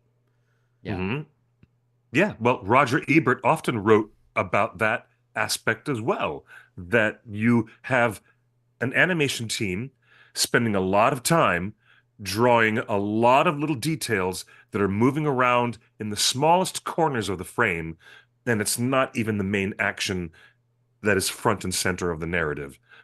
And yet, Miyazaki as a director would insist that all those little details are added so that the world feels very much lived in, and there aren't just static. I mean, that's the cheap way to make animation, is to not draw it and to not make it move. You want to save money on your production? Don't draw it and don't make it move. And here's the opposite of an artistic ethos coming from Hayao Miyazaki. And that is what she's talking about. That the opposite of that is, I insist that the animators create atmosphere and fill more life, movements of life, and people and things in the background, even though they may seem irrelevant to the main action and the main narrative. That's the power that animators have to excel at their craft. But in order to do it, it takes more time and more money. And that's another good reason why War of the Rohirrim has been delayed a few months, because they're working on a lot of details and they need to do it right. So bless them for their effort. Let them have more time. A question that keeps coming up in the chat room: will this movie pave the way for an animated remake of all the Lord of the Rings? No, never. Part of the new licensing agreement between Middle Earth Enterprises, the Tolkien Estate, Warner Brothers, Amazon, and all parties involved state that nobody, no film and no TV shows, so no Amazon and no Warner Brothers, can remake Lord of the Rings. It's not in the cards during this 20-year cycle. So everything else in the book... Wait, you're saying you can't rule it out for the like an animated series would it would be a Tolkien society. No, I see. In the contract with all the studios, it's explicit language that says no remakes of the Lord of the Rings, the main story. Okay, I got you. So we're not getting remakes. We're not getting animated remakes. We're not getting animated TV series remakes. I would really like an animated Lord of the Rings series, though. I'm just gonna say that. So cool. That would be super cool. I think there's a lot of opportunity to tell maybe a 30-minute animated cartoon series on the periphery of the main thing. Oh yeah. They can talk. They can do that. Yeah. You know, choose any character except Frodo Baggins, basically. I hear you. Now back to the question from the chat. Will I be attending Anime Expo? And is it very likely that they would use Anime Expo as a launching point for any trailer or any marketing for the War of the Rohirrim? I have no idea. July. That's the first week of July. It's 2 or 3 weeks before Comic-Con. I would love to attend. I haven't been invited as a professional, but I would love to go just as a guest and just check it out. And yeah, it is likely. It's very likely they might have representatives from Warner Brothers Discovery doing some kind of reveal or something. But if it's just ahead of Comic-Con, I guarantee you they would save their biggest reveal for the San Diego event, rather. Yeah, I was going to say, selfishly, I vote for Comic-Con because that's the one that I'm going to be at. So you heard it here first. Mr. Exclusive, Nerd of the Rings says, I have no pull. Releases without me. I say that's my vote, but I don't get a vote without me. So yeah. Otaku Senpai says, I'll even take a small reveal. And I agree. I mean, why not use one convention to start to push the appetite and whet the appetite of the fans and push that energy forward a little bit at the early Anime Expo, and then a couple of weeks later follow that up with something really big at Hall H. So we'll see. I guess Fair we'll enough. see. Matt, this question for you, because you go in. Well, I don't think we're going to play the clip, but I think Philippa responds to this, and I want to get your input on this. Is if this movie is successful, War of the Rohirrim comes out in theaters worldwide in December. If it's a huge success, not just 100 million, but like big numbers, 250 million or more, which would be huge for an anime film, right? We've had that conversation on here before. I don't think there's going to be sequels. I don't think there's going to be sequels to War of the Rohirrim, but will there be more Lord of the Rings based on your conversation with Philippa? Based on my conversation, I mean, because we already know there's more Lord of the Rings films. Like Warner Brothers, they are. Yeah, like they've signed a licensing deal. But you asked her point blank. Can you not wait 10 years this time? Yeah, I did. I said you've made a habit of returning to Middle Earth every 10 years. Yeah. Is there any chance we can get you to come back earlier next time? Which she kind of laughed about and said, like, I got the sense that she's definitely open to it. But she also stressed, that she wants to, what it seems like she's doing right now with Phoebe and Arty is like bringing in the next generation of storytellers, to also contribute to Middle Earth on film, which I think is cool. I mean, she told the studio that she wasn't going to write this. Mm-hmm. So, but Cliff, based on your long-standing relationship with Philippa over the years through Torn, and Matt, based on your new meeting just a few weeks ago and your conversation with her, do you see Philippa Boyens taking over the franchise in kind of a Kathleen Kennedy role for Middle Earth? I could easily see it, but the reason I think you're the first person I've heard use Kathleen Kennedy instead of Kevin Feige. I always hear Kevin Feige as the term. There's an analog. I think you'd go with the one with the better track record of the two, but anyway. The analog of a woman at the creative / executive level coming in to take over a huge intellectual property. I think that's the analog that Justin's looking at more directly. He just wants the clicks. He wants the clicks and the drama. That's what he wants. Honestly, I like Kathleen Kennedy, and I will argue with anyone that she has the most successful producing record of all time, but let's not get into that. She also probably has the record for number of films announced and not made, so she's racking those up pretty good. But I was just going to be quick to answer that question. Yes, please answer the question at hand. Because be quick. Because I would like to see that. I mean, I can easily visualize in my imagination Philippa stepping into that position and taking up that high level combination of creative / executive producer. I can see her doing it with intelligence and grace, and I can see her doing it better than just about anybody. If indeed our boy Peter Jackson is just way too busy playing with ancient Beatles tapes, then if Philippa is down for it, then let her assume that mantle, which would include creative control and helping to steer other directions that might be otherwise poorly made by the people that David Zaslav has notoriously had around him. And we are talking about the danger of things going weird at Warner Brothers Discovery. Look at the ugly conversations we have about Coyote versus Acme.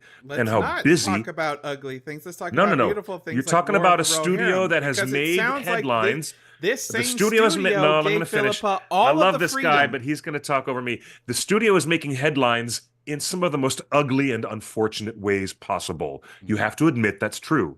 And this is the studio now about to give us Middle Earth the freedom movies. To hire the best writers for this movie. Okay, the same studio.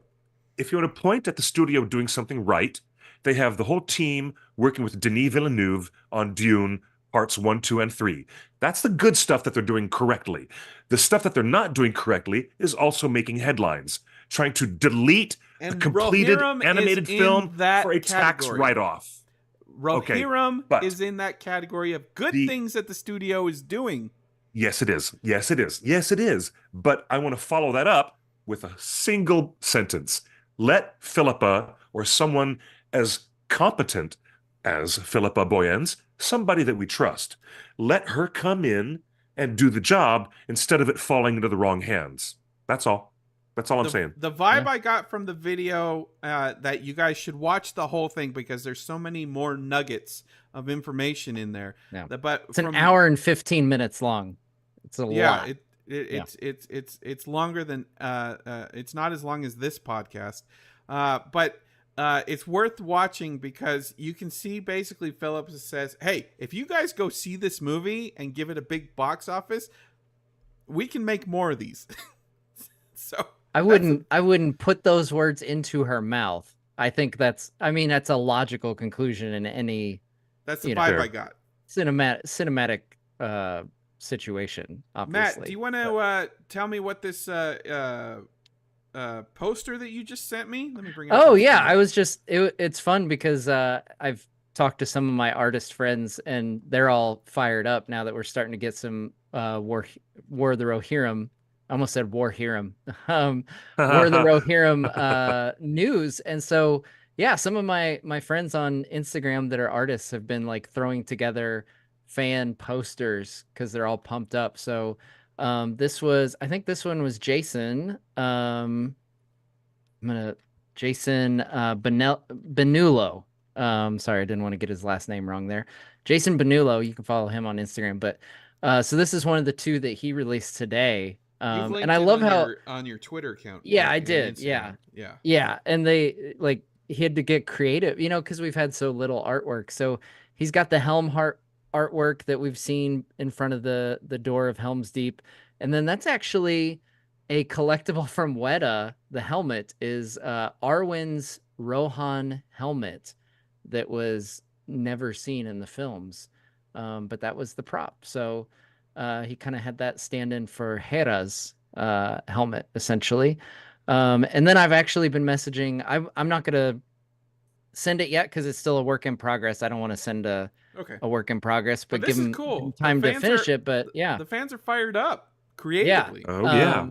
Absolutely. Tom Romaine. I'll give a shout out to Tom Romaine on Instagram as well. He sent me a work in progress of a Rohirrim poster, and it looks legit. He is like taking some of the actors' likenesses into making the characters. So I'm looking at Brian Cox with a Rohirric crown on his head right now, and it looks pretty glorious.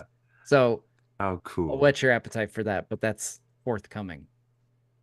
So yeah, fans are getting pumped, which is always fun. That's a fun thing to have in fandom. That is totally fun. And man, this is just a wonderful conversation. I hope our chat room has learned a little bit more than even the video can provide on context and what this movie is about and how it came together. And again, it's interesting, how movies get made. It's always a collaborative process.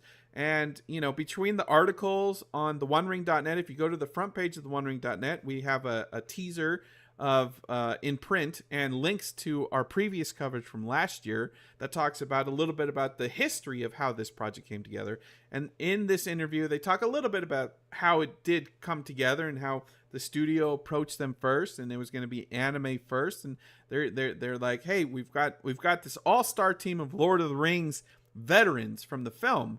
So let's bring in the new people from the anime side and infuse that anime type style, and you've got some amazing credentials on the anime side. Huge fans of anime, huge fans of Lord of the Rings that are writing it, and of course, Philippa name dropping Miyazaki is music to Cliff's ears and Kurosawa and Kurosawa. Yeah. Another Star Wars reference. Come on now. And the chat room was correct to say George Lucas stole a bunch of stuff from Kurosawa when making Star Wars. Yeah. So There's some bits in Lord of the Rings. If you know what to look for, there's some bits in Lord of the Rings where you get a little bit of Kurosawa in there. Really? Absolutely. I'll just leave it at that. Yeah. I am telling the chat, and I will tell everybody live as well, that open up your books class. Welcome, class. Welcome to Tolkien Studies at theonering.net. Please open up your books, children, to The Return of the King, Appendix A, pages 346, 347, and 348. And you will have everything in front of you about the War of the Rohirrim, the entire story, at least entirely there, as J.R.R. Tolkien gave it to us. And in that, which edition? Well, I guess in any edition of The Return of the King, I think the paperback numbers might be different from the hardcover, but I've got the hardcover Houghton Mifflin edition starting with pages 346. And it's just that section in Appendix A that is the conclusion of the House of Eorl. Isn't that right? It's the very. I think it comes after that. Yeah. So it's toward the end of the House of Eorl section. Yeah. So you'll find it if you're. You'll find it. Come on, you guys can do it. All right. Final question of the night. I believe in you. What? Now that we've got all this extra new information and perspective, what part of War of the Rohirrim are you most looking forward to? I will start with the ice dragons that I refuse to believe don't exist. Cold drakes. They are called cold drakes. Not ice dragons. They don't have ice breath. I picture something like the undead dragon from Game of Thrones. You know when the Ice King brings him back to life and he breathes ice fire. That's what I picture. Thank you, but no, they don't breathe any fire at all. They just are called cold drakes. They don't have any fire. They don't have any breath weapon. That's all I got. Okay. What are you most looking forward to, though? Cliff, go for it. What you got? What am I most looking forward to? I'm honestly looking forward to, if I had a chance, I would love to be at the scoring sessions. I would love to be, in the scoring sessions where they're making this music for this film right now. But I'm most looking forward to having conversations that compare The Lord of the Rings further to other familiar animation giants in the industry, not just Miyazaki, because there's a lot of other animation giants working in the business these days, including the guys at Cartoon Saloon that do the Irish films like The Secret of Kells and The Song of the Sea. Tom Moore, he's a great film director. Talking about the motion capture people at Laika Studios that gave us Kubo and the Two Strings. I want to hear much more conversations about Tolkien being taken on by these animators, and it's going to refresh the conversation across the board about animation as an art form, because no one talks about the 1977 Hobbit anymore, but we'll definitely be talking about this. And I'm really looking forward to conversations saying what fans feel, the pluses and the minuses about using animation more often. Let's come back to 2D hand-drawn animation more often when we talk about possible adaptations of any Tolkien story that hasn't been done yet. If someone says one more time, I would love to see an anthology series of the Silmarillion and have it last for years, I want that one person in the room to actually say, animated? Please, be that one person, guys, and say, I want to see the animated version of the Silmarillion as a massive multi-season anthology series. That's what I want to see. I'm so energized by that. I don't know. That's just me, but that's what I'm looking forward to. Right? Right. Okay. That is just you. Actually, you represent a big chunk of fandom, and I represent a chunk of fandom that aren't big fans of anime. I don't watch Dragon Ball. I don't watch One Piece. I don't watch Evangelion. Like, I'm just like it's not my thing. I appreciate that you love Miyazaki and you love that he's nominated for an Oscar and you love the anime in general. But I am looking forward to this movie, War of the Rohirrim. But I'm telling you that as an anime film, there's a hurdle to get past for a lot of people that are just like, I'm too old to watch cartoons, man. I don't know about that. With this huge success of The Last Airbender being released on Netflix, much of the counterpoint in the fan conversation is not about the success of the show, but how them comparing it to the original animation series. And what is everyone saying universally? The animation approach did it better. For that kind of martial arts, high fantasy, high romantic fantasy that they achieved, it was the animation that did it better than any live action version could have done. And that's where I'm at right now with J.R.R. Tolkien. That's where my brain is right now. Yeah. Let's see what pop culture will provide in terms of bandwidth and how much flexibility popular culture will have in embracing Tolkien, but not in the hands of a live action team, an animation team instead. And I want everyone to think about this. There are certain pluses or minuses with the new Last Airbender series on Netflix. We don't need to talk about that, but we get it. But animation, you know why the original suited creators for left certain the show. things. The original creators No, we don't left need to talk about the whole thing. behind the scenes drama. I get it. Just The saying. Last Okay. Airbender cartoon Animation was could do it than better. Some of the thing. It can do it better. All right. Matt, your Yes. opinion. Okay. So it's gonna, yeah, man. You thought you had your hands full with Miyazaki Minute, Justin, and now we're going into Last Airbender. Like, Cliff needs his own separate show, is what it is, where he can get everything else out of his system that's not Lord of the Rings. I've actually been thinking about doing that. I've actually been thinking about creating. I think you might need to at this point. I might need to, maybe. I'll come on and I'll talk about Shogun with you, because I stayed up until 2 a.m. watching that last night, and it's looking pretty darn good. It looks amazing, doesn't it? I can't wait to try it. But back to Middle Earth, I'm kind of in the same. I wouldn't say animation is a hurdle for me. I think there's been far too many great animated films over the course of my lifetime, and especially recently. You know, you've got like the Spider-Verse films. You've got the work that Guillermo del Toro has done. Like, his Pinocchio is fantastic. Like, there's just too many great animated films for me to get stuck in that mindset. Like, oh, animation, it's for kids. Like, I'm not at that point. That being said, I don't have a history of watching anime.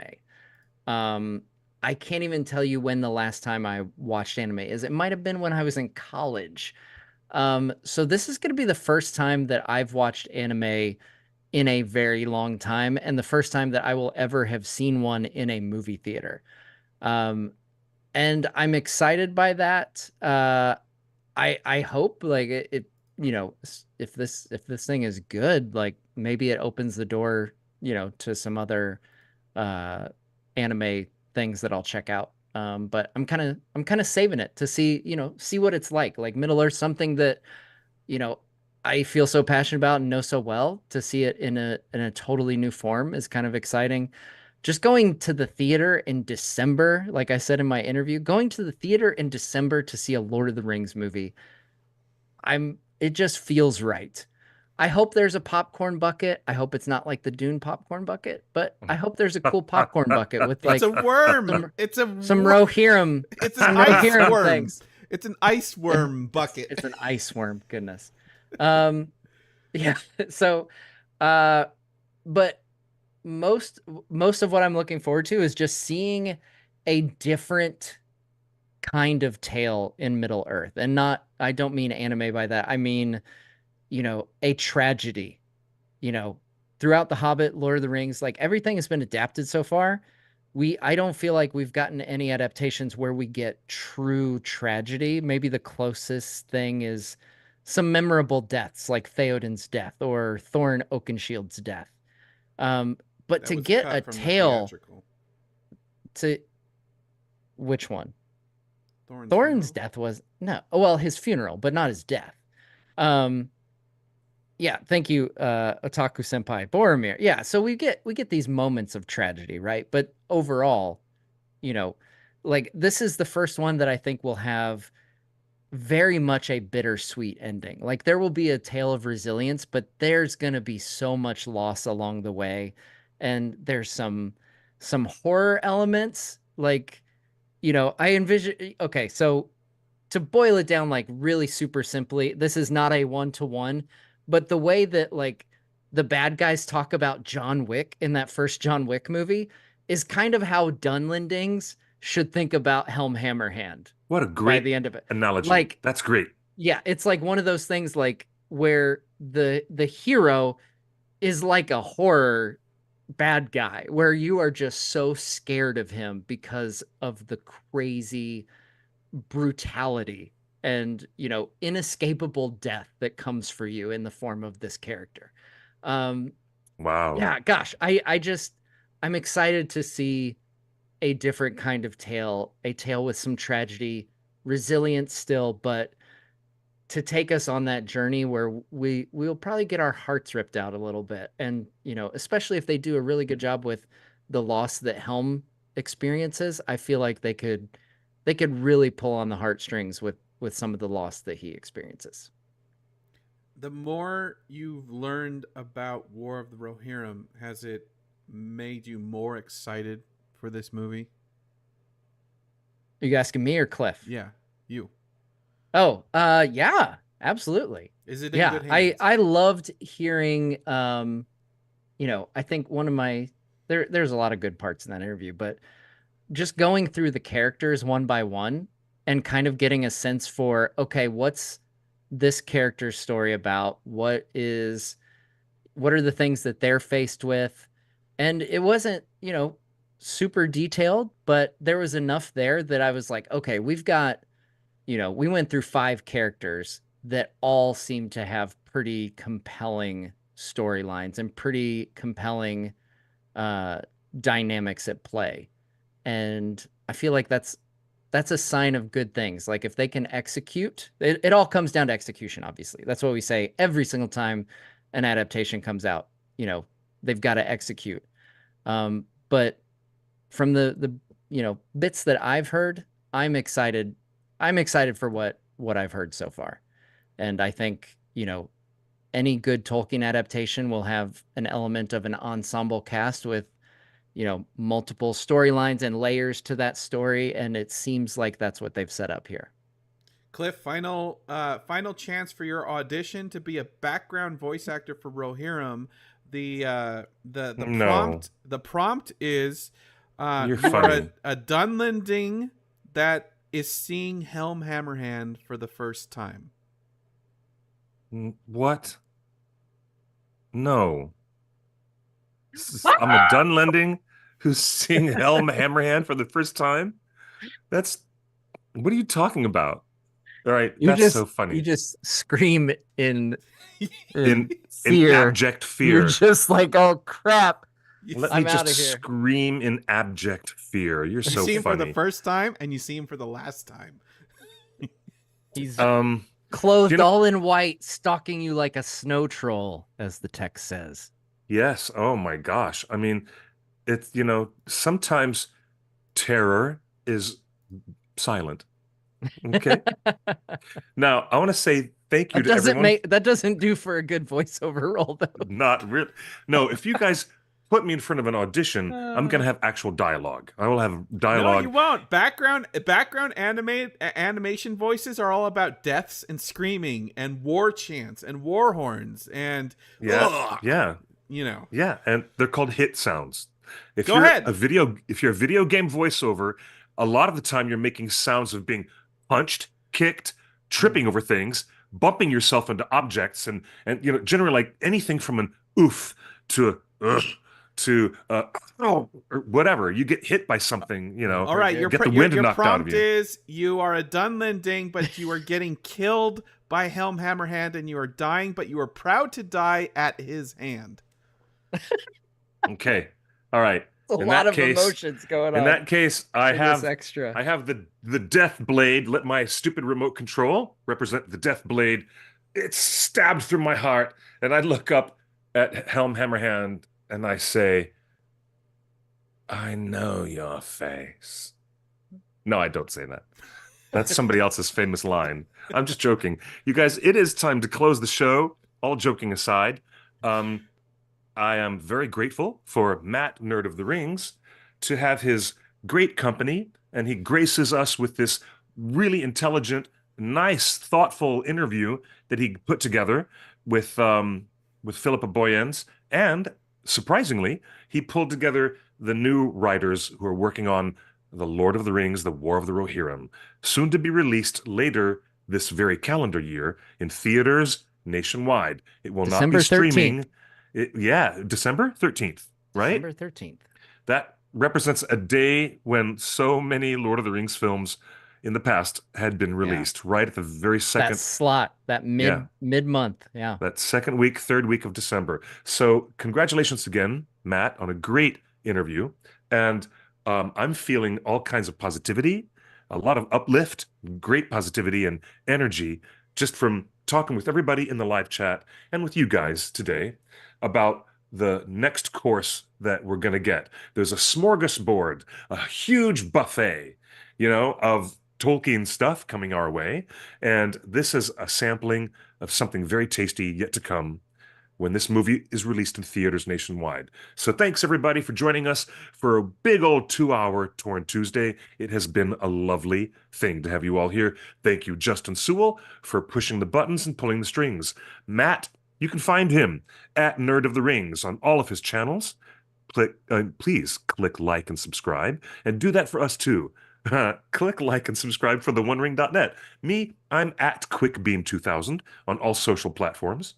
And it is now time to say, see you next time, kids. Next week, 5 p.m. Pacific time, right here on Tuesday, we'll have another edition of our show with more news and gossip, analysis, and maybe a little bit of intelligent conversation. If we're lucky, we'll have that too. So you guys be safe and take good care of one another. Thanks again, Matt, Nerd of the Rings. And to you all, I say good night and good luck. Or better yet, buenos noches y buena suerte. Bye, everybody.